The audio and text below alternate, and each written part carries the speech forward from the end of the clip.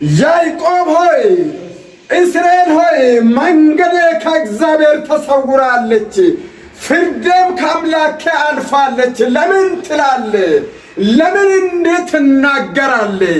አላወቅህምን? አልሰማህምን?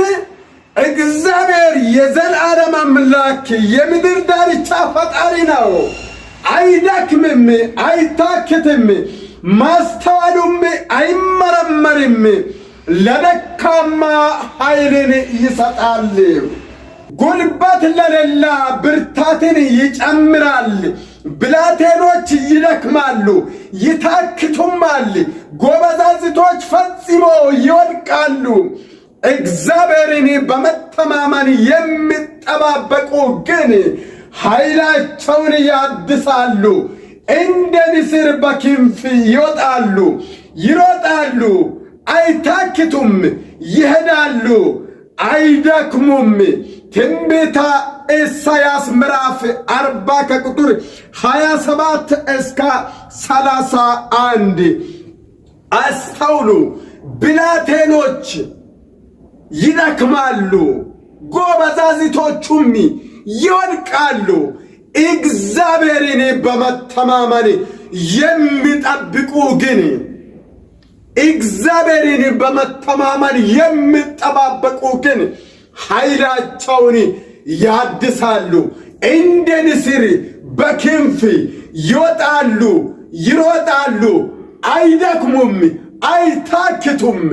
ምክንያቱስ እግዚአብሔርን በመተማመን የሚጠባበቁ ግን ኃይላቸውን ያድሳሉ።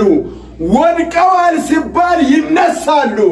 አብቅቷል የነሱ ጉዳይ ሲባል እንደገና ኦቨርፍሎው ያደርጋሉ። ምክንያቱስ የሚጠባበቁት እግዚአብሔርን ነው። አንተ ግን ያዕቆብ ብሎ እየተናገረ ያለው በክርክር መንደር በተለያየ ሁኔታ ውስጥ ያላችሁት አላወቃችሁም? እናንተ ስናገር አላወቅህምን? አልሰማህምን? እግዚአብሔር የምድር ዳርቻ ፈጣሪ ነው። የዘላለም አምላክ ነው። የምድር ዳርቻ ፈጣሪ ነው። ይደክማል አትበል፣ ይታክታል አትበል። በእግዚአብሔር እየተማመንክ ኑር። እምነትን እግዚአብሔር ላይ አድርግ። በእግዚአብሔር በመተማመን የምጠባበቅ